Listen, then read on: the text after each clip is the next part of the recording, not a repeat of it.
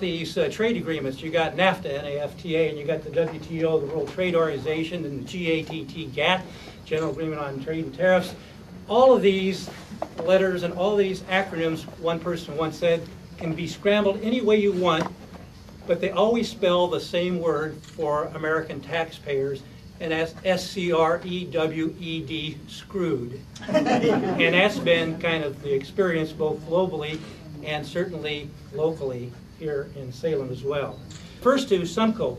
It was actually a larger employer than the number of jobs that shown up there. As I recall, it was 660 jobs. It was an international corporation.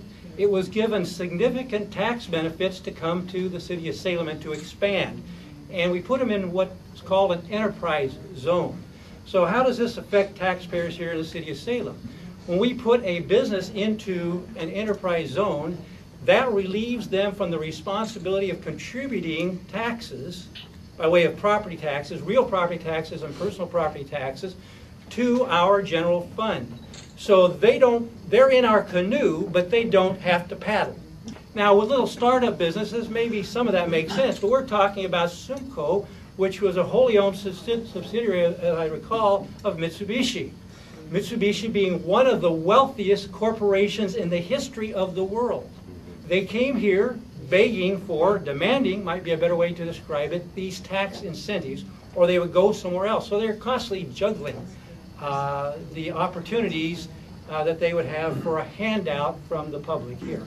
But since they are located, Sumco, in Japan, that's where the bulk of the money goes, that is the profit that business earns. It doesn't stay here in the community. It isn't banked here. It doesn't circulate through our home loans in our community. It does nothing to improve our economic circumstances except for the wages.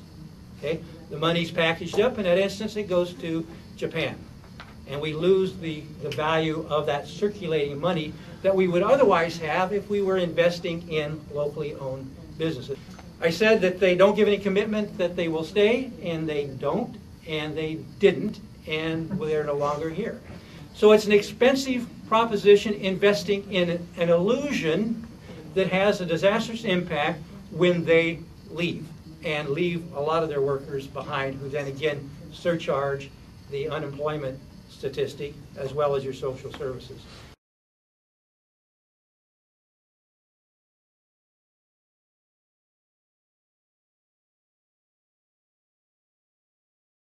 In a small community of 8,000, we lost 465 family wage jobs in our community. That's a lot of family wage jobs. And if you consider all the external jobs or the secondary jobs, we had very few retail businesses still open in our town. We had very few mills that were still open. And the ones that were open didn't have insurance, didn't have any benefits at all, and so we were very low on family wage or good paying jobs in the community. The only ones that were in the community were the steelworker jobs, which were about 30 miles away. That was the jobs that were in the area.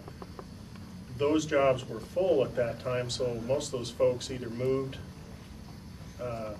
or tried to get some of the retraining monies which were there, and a lot of them were trained for jobs in the woods and some of the other jobs that were out there. Those jobs never materialized because there was no money to pay for any of the environmental work that was supposed to be there for them to do. So a lot of the promises that came with these monies didn't happen. So our community kind of struggled, and all of a sudden we decided that we were going to end up being a bedroom community for Eugene, Albany, others, and that's about what we are at this point. But when you're talking about your entire economy being based upon tourism, it doesn't work real well. So that's my community. Going on to what's happened at Hope and Talbot, we have 200 employees. We're kind of caught between NAFTA and some of our favored trade status. You know, I have things here from a lot of the different workers out there that were supposed to be paid severance pay, vacations, all that, the tune of millions of dollars that are not going to be paid because under Chapter 11 and Chapter 7 bankruptcy, these all go away.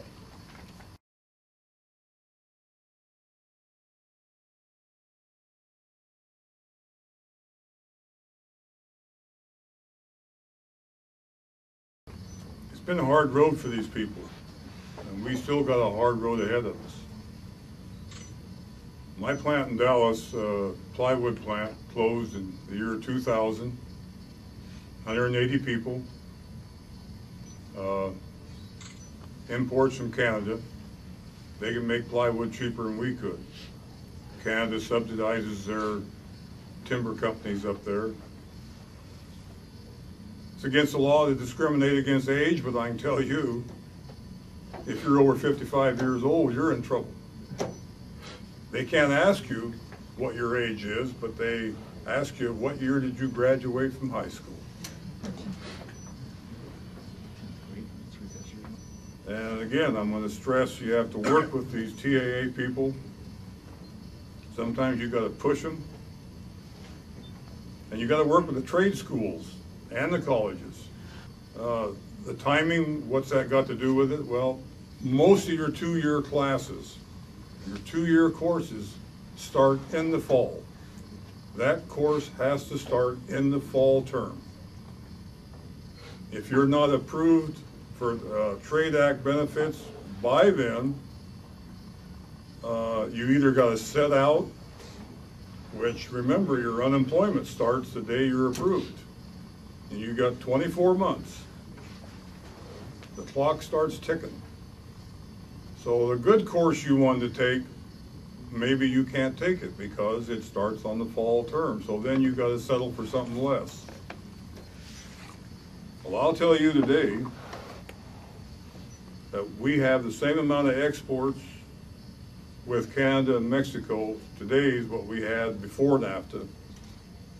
But we had almost 70,000 more jobs in this state. That's how much this has cost this state.